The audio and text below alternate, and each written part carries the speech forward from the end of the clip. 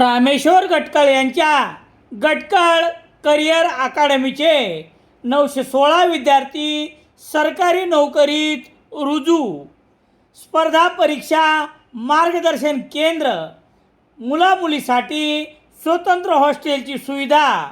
Gatkal career अकादमी, Satona road, Selu. Selu शहरात रहमान नगर यशवंत विद्यालय रस्त्यावर झालेल्या अपघातात स्कूटीवरील एका तरुणीसह महिला आणि दुचाकीवरील दोघेजण जखमी झाले आहे. 4 जखमीपैकी 2 शासकीय रुग्णालय व 1 खाजगी रुग्णालय परभणी येथे तर 1 खाजगी रुग्णालय सेलूत उपचारार्थ दाखल करण्यात आले आहे. हा अपघात शुक्रवार 7 ऑगस्ट रोजी दुपारी 1:30च्या सुमारास घडला.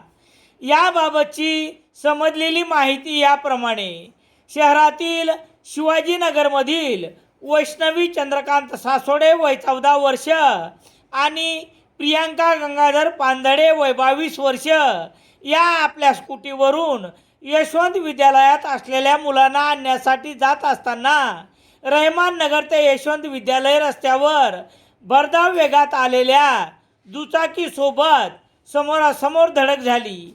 ही घटना शुक्रवार 7 ऑगस्ट रोजी दुपारी 1:30च्या सुमारास घडली. दुचाकीवरील आदिनाथ सुनील साठे वय 30 वर्ष राहणार ब्रह्मवाकडी तालुका सेलू, त्याच्यासोबत कृष्णा वेडे वय 16 वर्ष हे दोघेही जखमी झाले. घटनेची माहिती कळताच उभयतांना सेलू उपजिल्हा रुग्णालयात आणण्यात आले.